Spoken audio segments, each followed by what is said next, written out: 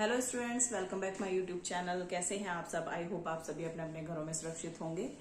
तो बेटा, MA private first year और सेकेंड ईयर वाले बच्चों के एग्जाम जो हैं वो परसों से स्टार्ट हो जाएंगे। सेकेंड ईयर वालों के एग्जाम जो है वो 1 अप्रैल से स्टार्ट है और फर्स्ट ईयर वालों के एग्जाम जो है वो 3 अप्रैल से स्टार्ट है। ठीक है, आज मैं थोड़ी सी आपको डिटेल बता रही हूँ, उसके बाद धीरे धीरे करके मैं और डिटेल्स आपको बताती रहूंगी अपने वीडियो के माध्यम से। तो सबसे पहले हम बात करेंगे कि टाइमिंग क्या है। तो मैं सबसे पहले सेकेंड ईयर वालों की बात करूंगी, क्योंकि सेकेंड ईयर वालों का एग्जाम जो है वो परसों ही है, 1 तारीख को है। आज 30 मार्च जो है वो ऑलरेडी हो चुकी है। ठीक है, तो सेकेंड ईयर वालों का एग्जाम जो है बेटा, आपकी टाइमिंग जो है वो 2 बजे से 5 बजे तक बोले गए हैं। बट आप लोग का एग्जाम जो है वो ऑब्जेक्टिव टाइप्स होता है, तो उसका टाइमिंग जो है सिर्फ 2 घंटे होता है। तो यानी 2 से 4 आपका एग्जाम होगा। एक बार एग्जाम सेंटर पे जाके आप ये चीज कंफर्म भी कर लीजिएगा, क्योंकि हो सकता है बहुत से बच्चों के पेरेंट्स लेने के लिए आए। तो आप अपने पेरेंट्स को बताइएगा कि जो सेकेंड ईयर वालों का एग्जाम है वो 2 घंटे का ही होता है, क्योंकि उसमें ऑब्जेक्टिव टाइप्स क्वेश्चंस आते हैं, थ्योरी पेपर नहीं होता है, तो इसलिए उसमें ज्यादा टाइम नहीं लगता है। सिर्फ 2 घंटे का सेकेंड ईयर वालों का पेपर होता है।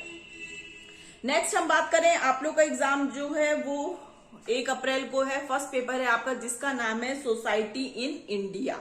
ठीक है, जिसका पेपर कोड है बेटा G387। पेपर कोड आपको जरूर पता होना चाहिए। जब भी आपको पेपर मिलेगा उसमें अपना पेपर कोड जरूर ध्यान दीजिएगा।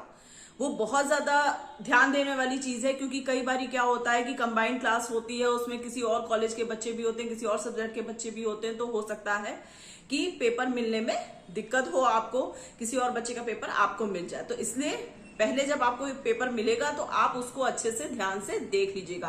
पेपर की जगह आपको शीट दी जाती है। ठीक है, फर्स्ट ईयर वालों में तो पेपर आता है, बट आप लोग को एक शीट दी जाती है, उस शीट के अकॉर्डिंग आपका होता है। तो मैं नेक्स्ट वीडियो में आपको वो शीट भी दिखाऊंगी और कैसी आंसर शीट होती है वो भी आपको दिखा करके बताऊंगी। उसके बारे में हम डिटेल में बात करेंगे। ठीक है, तो अभी कुछ शॉर्ट्स बातें हैं जो बहुत इंपॉर्टेंट है, वो मैं आप लोग को बता रही हूं अपने इस वीडियो में। ठीक है, तो सेकेंड ईयर वालों के एग्जाम जो है बेटा वो 1 अप्रैल से लेके 25 अप्रैल तक चलेंगे। फर्स्ट पेपर जो है आपका वो सोसाइटी इन इंडिया है, जिसका पेपर कोड है, मैं फिर से रिपीट कर रही हूँ, G387। पेपर कोड जरूर याद होना चाहिए। और हाँ, जो आप लोग का कॉलेज कोड है वो भी ध्यान रखिएगा, क्योंकि कॉलेज कोड भी आपको अपनी कॉपी में फिल करना होगा।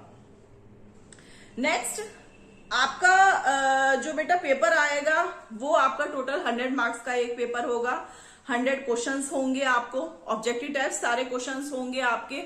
4 ऑप्शन होंगे उसमें आंसर में, एक पे आपको टिक करना होगा। ठीक है, इसमें जो आप लोग को आंसर शीट दी जाएगी उसमें टिक नहीं करना होगा, उसमें पूरा सर्कल कर देना होगा। मैं आपको एग्जाम्पल के तौर पे बताऊंगी बाद में।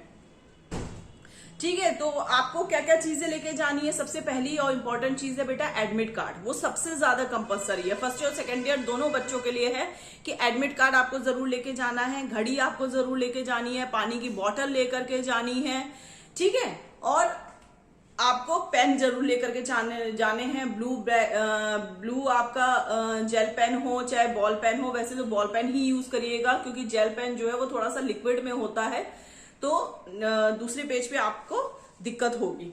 ठीक है, तो कोशिश करिएगा कि बॉल पेन ही लेके जाएं, ब्लू और ब्लैक दोनों।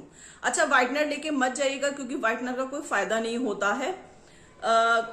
अगर बाई चांस आपका कोई क्वेश्चन गलत हो गया है तो आप एक बार ट्राई कर सकते हो, बट हमारे टाइम में तो यही बोला गया था कि व्हाइटनर का कोई फायदा नहीं होता है, क्योंकि OMR आंसर शीट होती है वो कंप्यूटर के थ्रू चेक होती है। अगर उसमें कुछ भी व्हाइटनर जैसा कुछ यूज किया जाता है तो वो क्वेश्चन जो है वो काउंट नहीं किया जाता है। आपके एमए में जो है वो बेटा नेगेटिव मार्किंग नहीं होती है। ठीक है, तो सारे क्वेश्चंस करके आइएगा, कुछ भी छोड़िएगा मत। जितना आप समझ सकते हैं, जितना आपने कर सकते हैं, उतना आप करने की कोशिश कीजिएगा।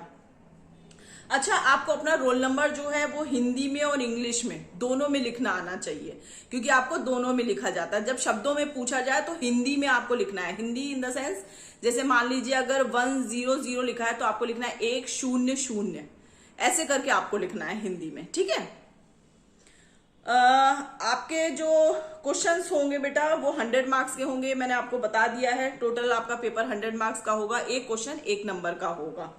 ठीक है, तो अपने क्वेश्चन को अच्छे से ध्यान से पढ़िएगा और कोई भी क्वेश्चन जो है वो छोड़ के मत आइएगा।